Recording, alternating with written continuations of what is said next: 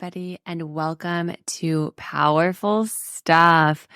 You guys, we are deep in the May gray here in Venice Beach with the marine layer coming in hot. So it's a Friday.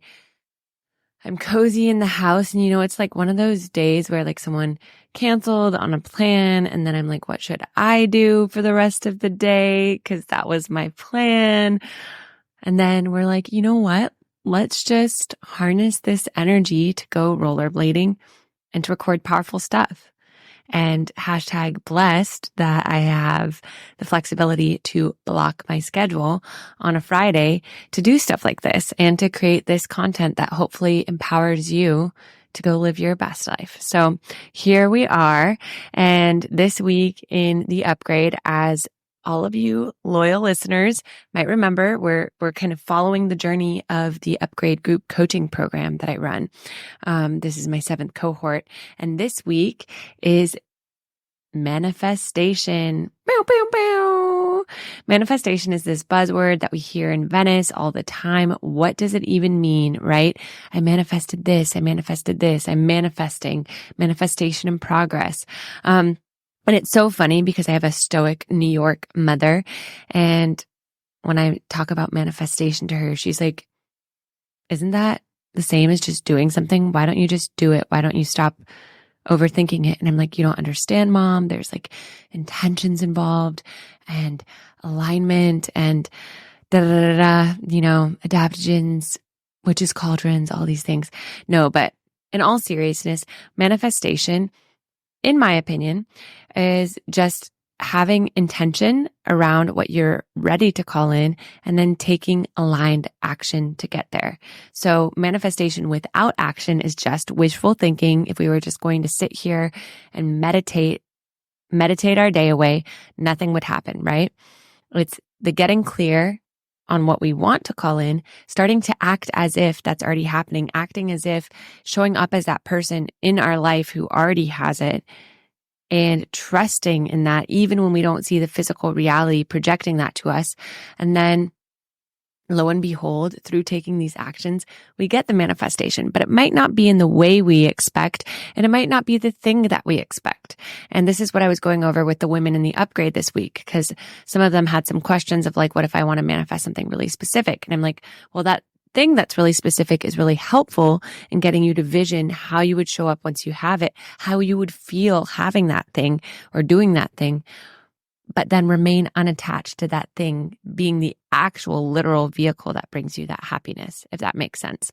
So I like to say, drop expectation, hold the vibration, meaning when we're manifesting something like a partner or whatever, showing up as if like being the person that we're ready to attract, being the person that we're ready to date, for example, being unattached to if the person we're dating is that person, or if that person we're going on that next date with is that person, or, oh, the person in my vision has,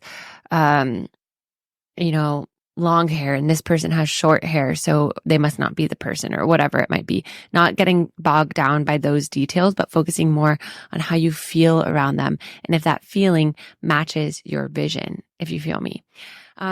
There's a lot to be said about manifestation, guys, but I broke it down in 5 steps for the ladies of the upgrade, and I'll go through it with you today and talk about some of my most powerful manifestations.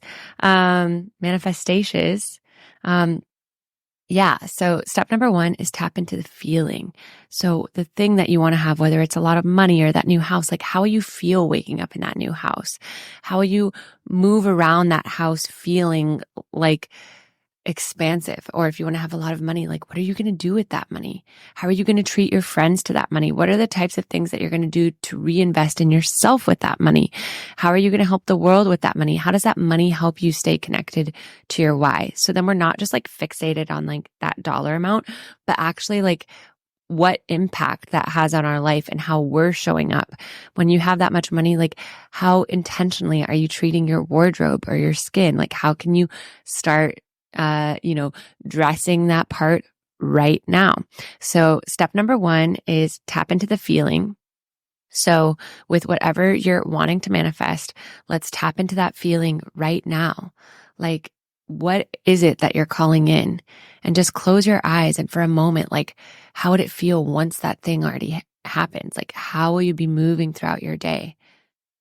What kind of friends will you be having? Or what kind of things will you be doing with your friends? How will you be savoring the little moments in your day? Okay, now that we're tapped into that feeling, the second step in manifestation is gratitude, being grateful for what already is. And in this analogy, I like to say, like, imagine that you have a kid and your kid begs you for this toy all year long, and you finally give them this toy. And then as soon as they have the toy, they want the next toy. They want the 2.0 version. You'd be like, I'm not going to get you the 2.0 version because you're not even playing with or appreciating the one that you already have, right? Or similarly, it's like if you have like really amazing air fried potatoes on your plate and you haven't eaten them and then you go up for seconds, someone would be like, why are you coming up for seconds if you haven't eaten the ones you have on your plate? So similarly, gratitude is like when we're so grateful for what is, we're like squeezing every little lemon drop of what is. That's when we're ready to get more. That's when we're telling the universe, yes, more of that. So I'm going to go through my step 1 and step 2, as per my last or my greatest, one of my greatest manifestations of all time. My husband, my partner, my ride or die, Spencer.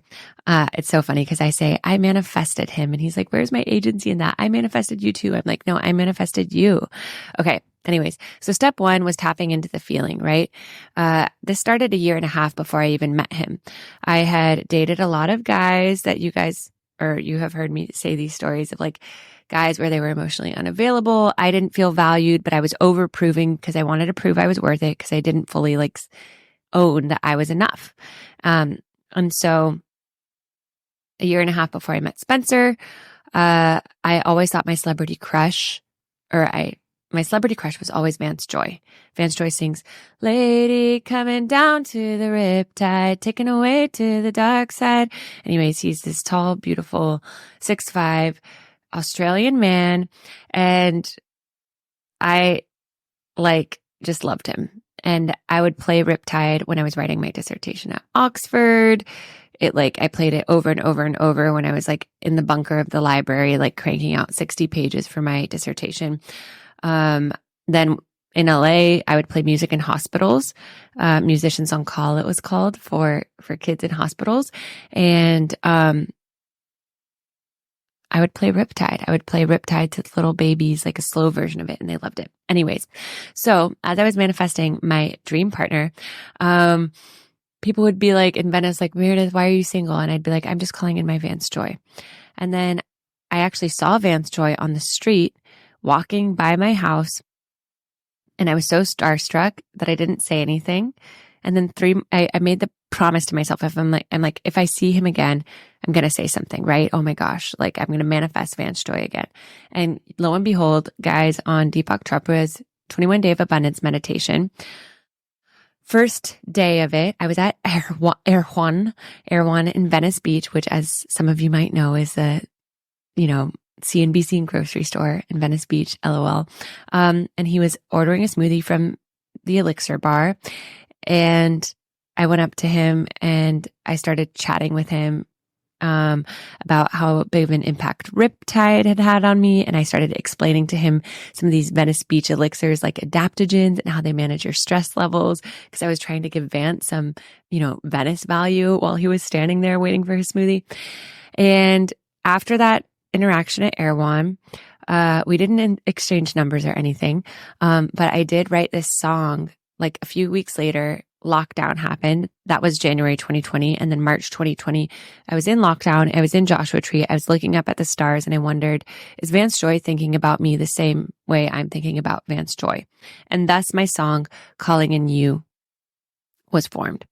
And Calling in You goes, I'm calling in you. Are you calling in me? If you only knew how good life could be, you'll see you and me. And so, that was kind of like my incantation, right? I wrote that about meeting Vance Joy, but really that song was about trusting that my life was so good and loving and living my life and not worrying about when my partner would come, right? Like I liked to have the perspective of like, if I knew that at 32, I was going to meet my partner. These are my last 2 years with Meredith, just me, myself, and I'm going to live it up. I'm going to fall in love with myself all over again. And so I, did that. And I played that song to myself as a reminder that my Vance Joy is out there. And so step one, I tapped into that feeling, right? Who do I want to be when I'm with this person? How do I want to be showing up? And so I made what's called an ideal scene when I tapped into that feeling. And an ideal scene, is like writing out like all the things in present tense that you want to be doing in that partnership. Or this is the example I'm going to give, but you can also do it for like a future job, your overall life, your relationship with money, your community. But in the case of the partnership, I wrote like, we are adventuring together. We are in love with each other's families. We are holding each other up at their best, even when we feel at our worst. We are, like being so present with each other in the morning and evening and having fun pillow talk. And I looked at those, and then the step for tapping into that feeling right now, which is step one, is I went through each of those ideal scenes and I, asked myself, am I doing this for myself right now? Or am I just sitting here waiting on my butt for my partner to do this? And so I made a few shifts there. I was like, am I spending my morning with myself like I would want my partner to spend with me? The answer was no, I was not. If I'm being honest, I would be scrolling on my phone in the morning and evening, not present time with Meredith. And so I ended up getting an alarm clock, a little Echo Dot, if you will. And I moved my phone outside of my room. So then in the morning, I would check in with myself. How am I feeling?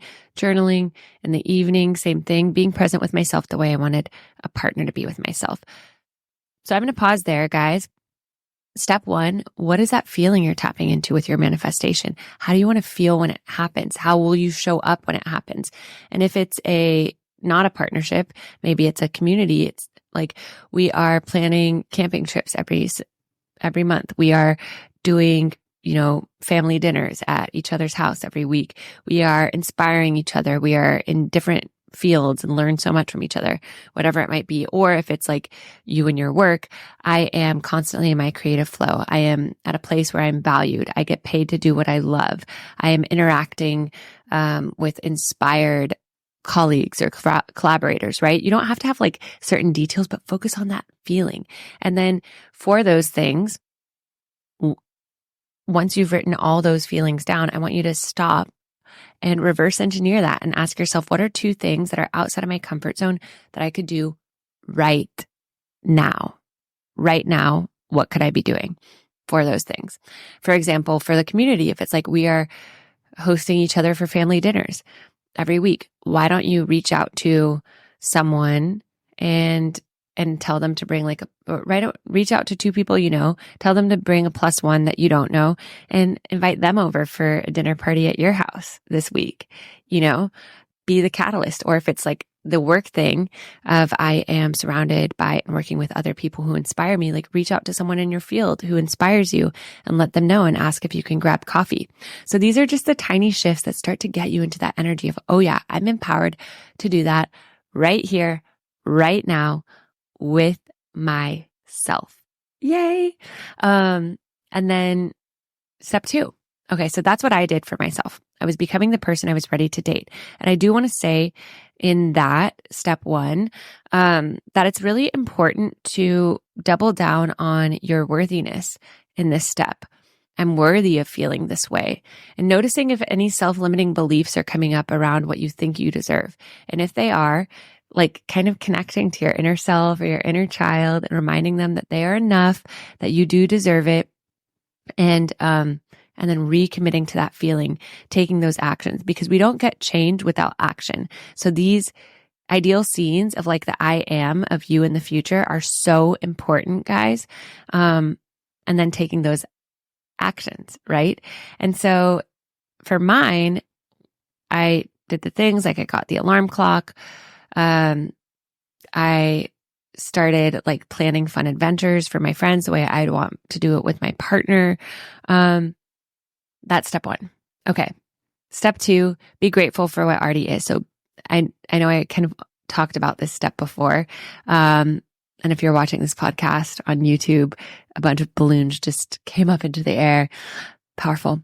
But be grateful for what already is. So when I was thinking about, not having a partner yet, who are some of my friends who like, they aren't my romantic partner, but like they're a really great friend. I love their families. They love my family.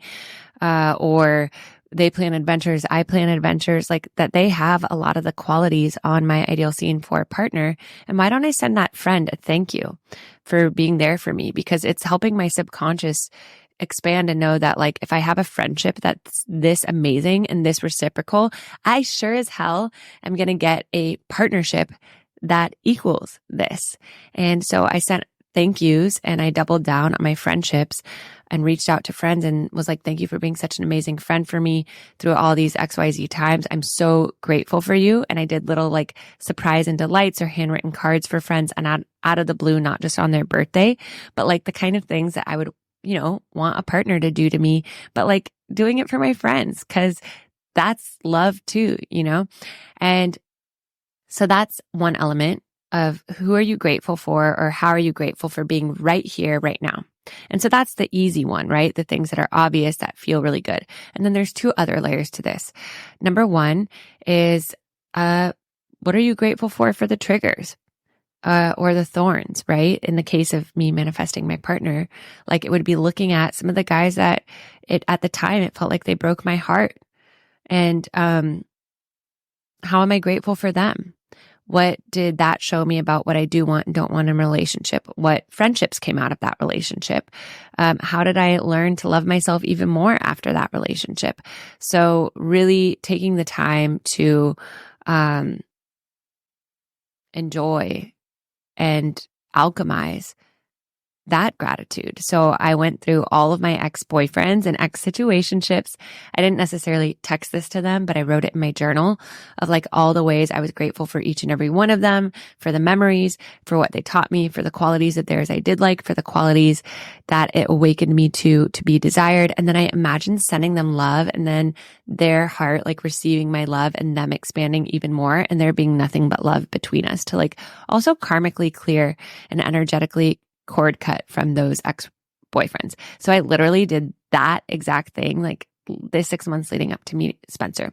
And then the third element of step two, so it's like 2A, 2B, 2C, if you will, is what Gabby Bernstein calls driftwood and what Lacey Phillips calls expanders. These are two manifestation queens.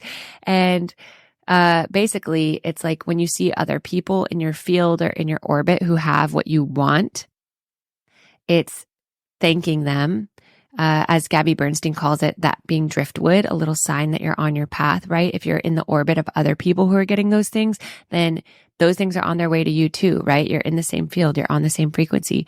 And Lacey Phillips calls them expanders because they are people who are expanding that capacity of what you think is possible for yourself.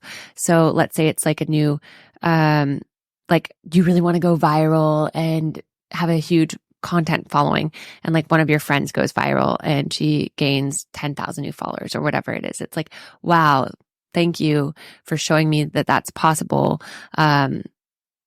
Because that expands my perception for myself, or like, I'm so grateful to be in that creative energy and know that that's right around the corner for me also.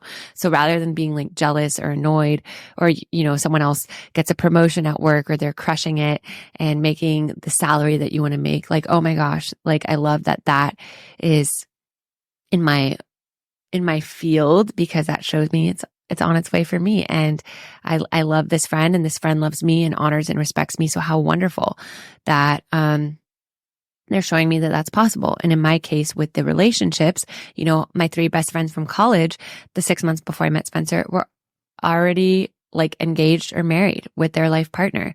And so I was just like, wow, I'm so fucking grateful that I have three best friends who are treated so well by their husbands, respected so much by their husbands. Their husbands adore them. They plan adventures for them. All of us hang out. I'm so grateful that I have, examples of healthy relationships. And I myself had friendships with all of their husbands. And we all got a cabin together in Tahoe, the month before I met Spencer. It was me, single Meredith, and my friends and all their partners. And it's giving gratitude to be around such healthy partnerships versus thinking, oh, I'm the only one in my friends who's single. This is so annoying, And so, as I was saying, sending someone who you either find as an expander or as driftwood a note and thanking them for showing you it's possible for yourself. Even if it's an influencer you follow, just letting them know how much their lifestyle or whatever means to you. And that's collaboration over competition as well, because if you are finding yourself comparing to someone, that blocks the manifestation energy. And so you want to replace that competition or comparison with collaboration and celebration. And so that is going to be the quickest way to shift out of that energy. So powerful. And so, yeah, I sent all of my friends little notes, thanking them, wow, celebrating their partnerships. Step 2. Okay. Step 3, if you're with me, guys, is actually, which is kind of step 1, but it's to actually taking the aligned action that we reverse engineered for tapping into the feeling. And also, you know what? I'm just going to call it step 3. Okay. I was should I call it step 4? And then we go from 2 to 4. No, it's going to be step 3, taking aligned action. But as I like to say this, it's also about trusting the pings. And so a ping is an intuitive hit that you get from the universe. So while you're manifesting, and just every day in general, because this is great practice to strengthen your self-trust, I want you to close your eyes and just be what am I meant to do today? Who am I meant to call? Who am I meant to reach out to? And just trusting the first thing that comes to your mind. Maybe it's a friend you haven't heard from in a long time and you send them a note and they're oh my gosh, I can't believe you texted me today. Maybe the ping is to walk a different way to work. And then on that different walk way to work, you meet someone that you reconnect with, and then they send you this thing for this job. Who knows? But it's just about listening to your intuition and listening to these little things that seem so small, that end up strengthening your self-trust and leading you to your manifestation. So that's called trusting the pings. And then we get, and for me, for that step, trusting the pings is I was, I had 2 pings when I met Spencer. The first step was to download Hinge in the first place, because I had just folded my beverage company. And I was actually remember it so vividly.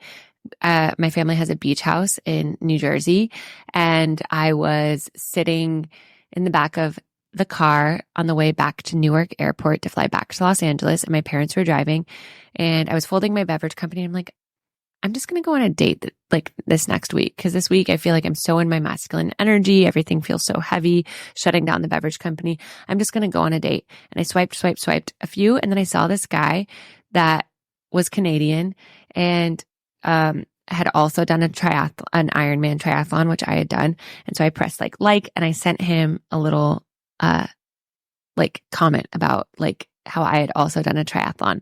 And that was my first ping. We ended up going on a date, and actually there was 3 pings, guys. I totally lied. So we started chatting, and then he's how about you show me around Venice? And I was that sounds great. Are you new here? Is that why you want me to show you around Venice? He's no, I'm actually motorcycling from Canada to Argentina, and I'm just here for a few days. And then that part of me was oh, I should cancel the date. Why even bother? He doesn't even live in Venice. What's the point? What a Casanova, just breezing through LA. And I was you know what?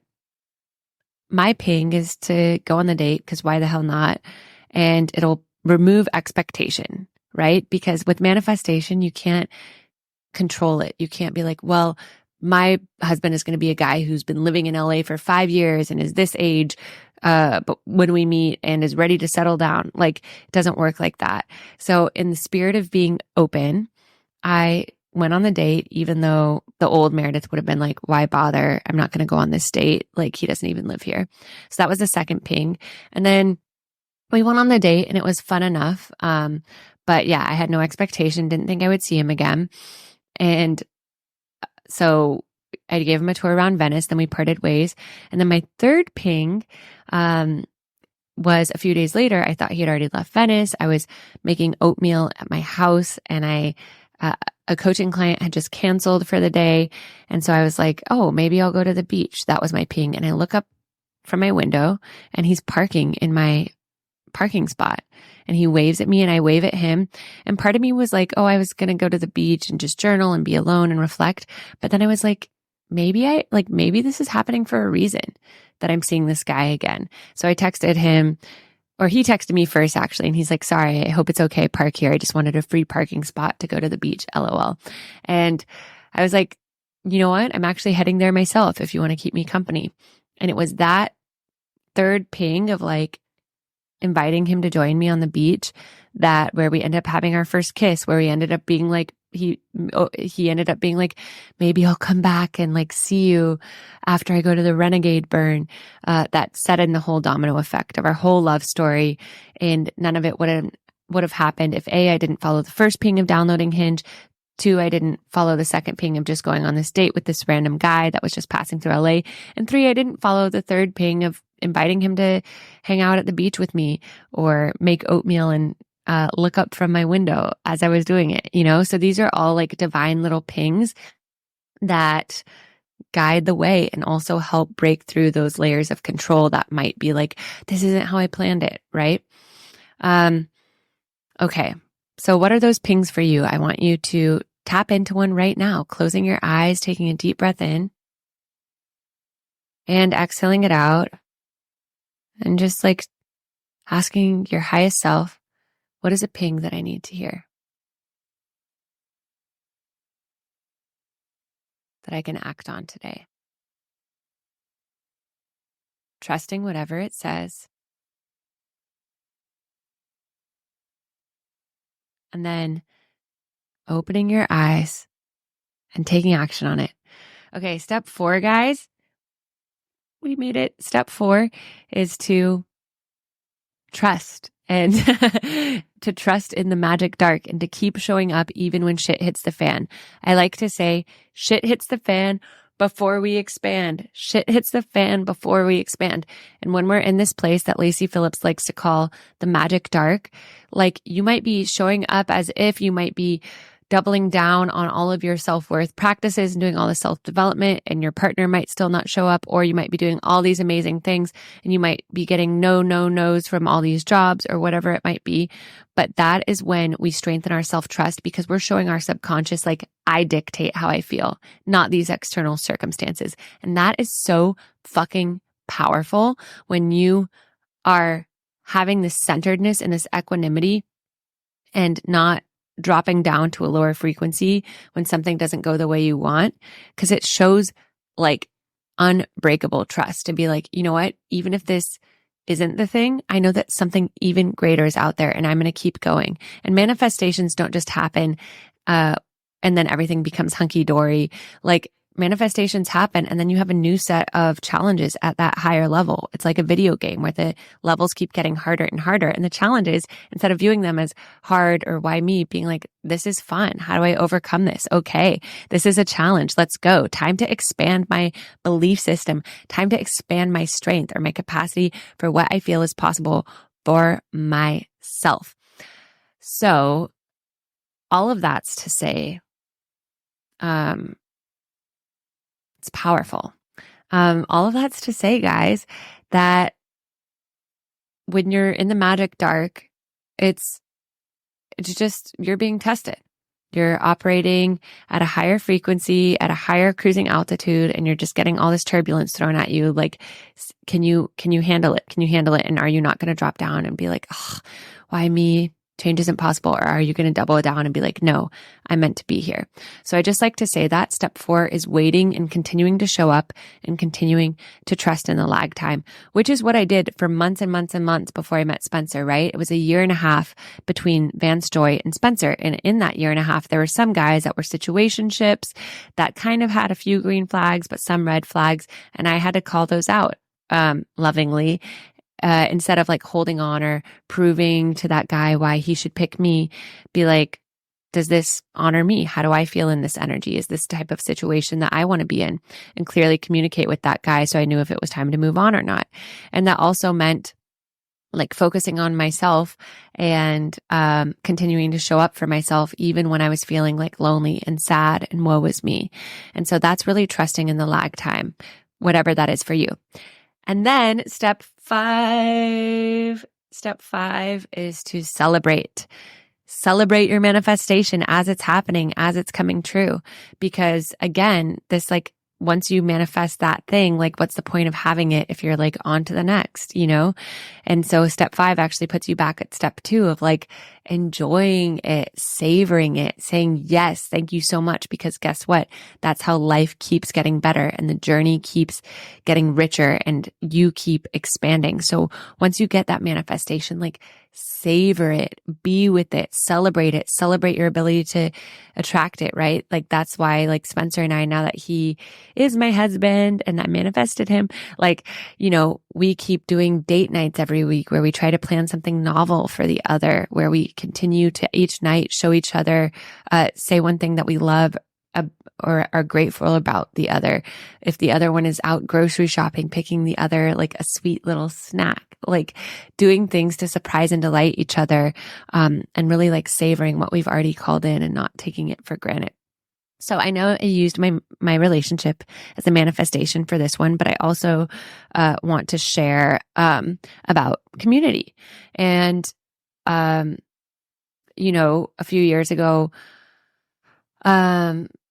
or like a year ago, like some friendships in LA were shifting, and I had some really good friends from school, a lot of them in San Francisco and 1 or 2 in LA.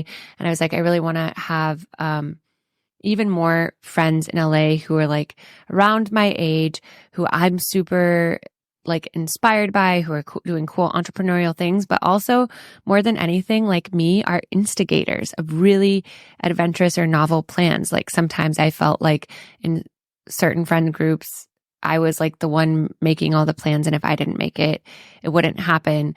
And I made an ideal scene around communities and, or around my like next community. And then lo and behold, like a few new friends entered my life through WhatsApp groups. And, I ran into one of them, when we were both skiing at like Mammoth, and I was really proactive about following up and like investing in those friendships and being the friend that I wanted to attract, right? Like creating a cool experience, introducing them to some of my other friends that I really love, you know, texting them thank you after hanging out, like planning fun game nights. And lo and behold, it was reciprocal. And then as I was investing in those like more and more, through those friends, I started to meet more and more people, and like this new blended community was formed. But it came from me getting a little out of my comfort zone, right? Like reaching out to like different or being proactive in different WhatsApp groups, or showing up to events, or reaching out to someone that I like wasn't fully like friends with yet. And then being like really proactive and following up and not having an ego about like, hey, like that was so fun. Let's hang out again. And so I just wanted to give a few other examples outside of the romantic one of how these manifestations can work. And you can also like use this process for like, you know, the types of clients you want to call in. If you're a coach or you're a consultant, like the types of people you want to be working with, how you want them to find you. So this is very powerful, and let's just drop into a meditation to just seal it all in, and then we'll kind of close it out, guys. Wow. I'm so excited to see what you're manifesting. Definitely DM me, send me an email, send me a note. I want to hear it. I want to hear what you're manifesting. And I hope you join me and continuing to also celebrate each other's manifestations. And that was another thing that we did at the upgrade this week is each woman, after she shared her vision, the other women reflected back to her the qualities they saw in her that could make that vision possible, or visions that expanded, yes-anded her vision. And so another way to supercharge your own manifestation is to share with friends like the power that you see in them. Okay. I know, I was like, I can talk about manifestation for days, y'all. Okay, so let's close our eyes, take a deep breath in, and exhaling it out. And another deep breath in, and exhale, release. And then third and deepest breath, and exhale. And as you turn your gaze inward, imagining that a magic wand has been waved, and the thing you want to manifest is already here. It's already here. You already have it. As you breathe in that truth and that possibility, imagine this perfect day in this vision where you already have this manifestation. How are you waking up, getting out of bed, feeling so grateful for this? How does it shift how you move through your morning and how you show up in your morning? Breathing into that energy. How does it shift how you dress or get ready or hold yourself as you transition into the rest of your day? How does it shift and deepen the joy that you have as you're working, the types of things you're doing at work, how you feel valued?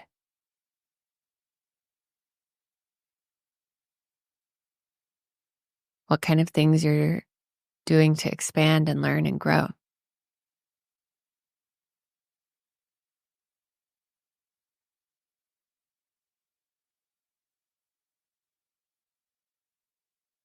And then how does it elevate your community, who you're spending time with, the kind of things you're doing, the kind of experiences you're creating for yourself or your friends or your broader community? Feeling into that, seeing yourself move through that, feeling it right now in your heart. How does it make you feel as you wind down in your day? Are you with someone else? How is that interaction feeling? How is that deepening? How do you feel so seen and held with this other person? That's part of your vision. What kind of things are you doing together?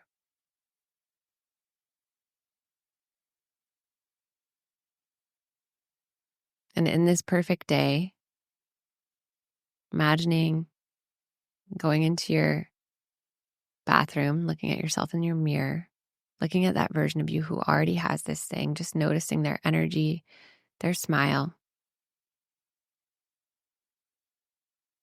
touching your hand to theirs in the bathroom, feeling that electricity, knowing that you have that feeling in you right now. It's already here.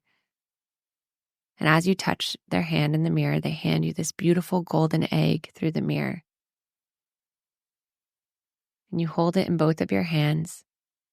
And you open it up and you feel this beautiful cosmic light wash over you. This light of trust that everything is happening for you and your highest good. And as you look in this golden egg, you ask it for the perfect aligned action to take next to bring your manifestation to reality. The perfect aligned action to take next. Hearing what it says, trusting what it says, thanking it.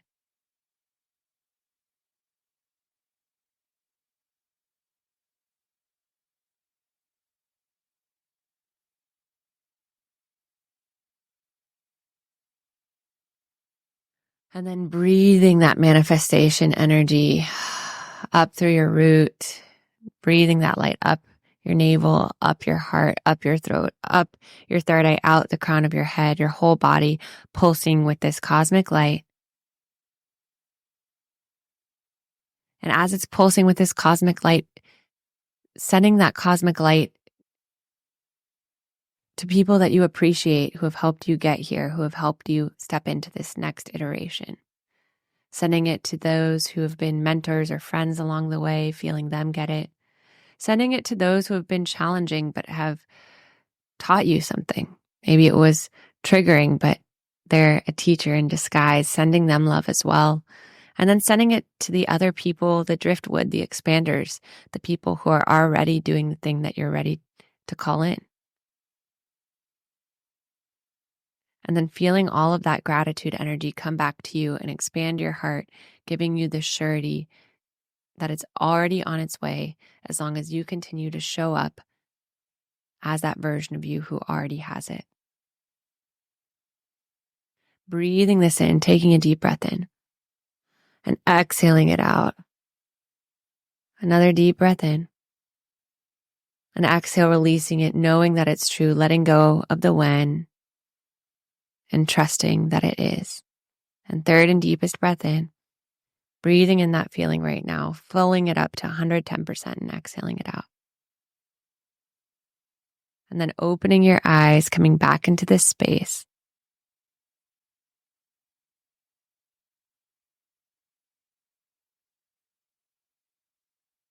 Wow, guys.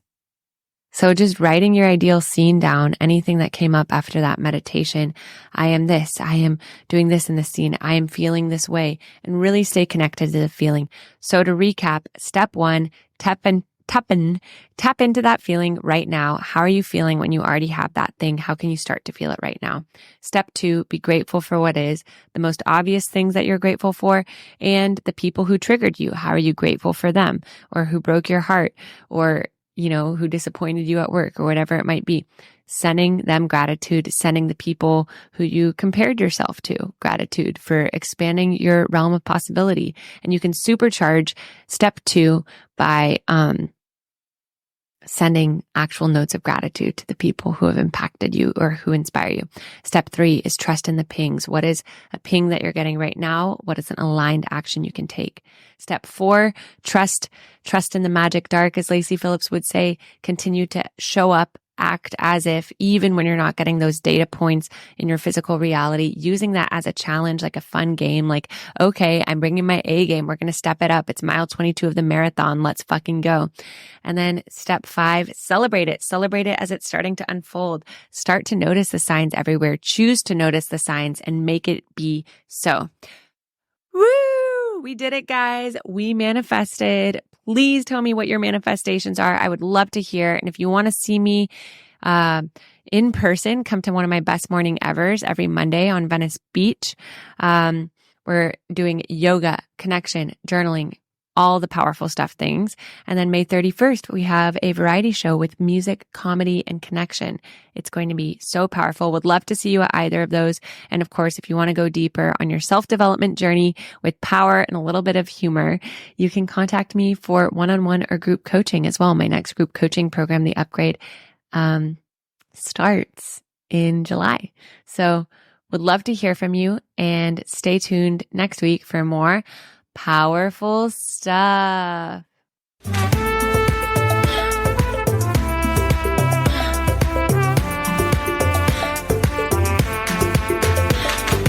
Hey, you. Thank you for coming on this powerful journey with me. I hope it was as powerful for you as it was for me. And if it was, it would mean the world to me if you rate, review, and subscribe to Powerful Stuff so I can keep bringing you the goods. We can keep going on this transformative journey together. And if there's powerful stuff that you want to share with me, with the Powerful Stuff community, tag us on Instagram at That's Powerful Stuff or The Meredith Baker. And I look forward to seeing you next week for more powerful stuff.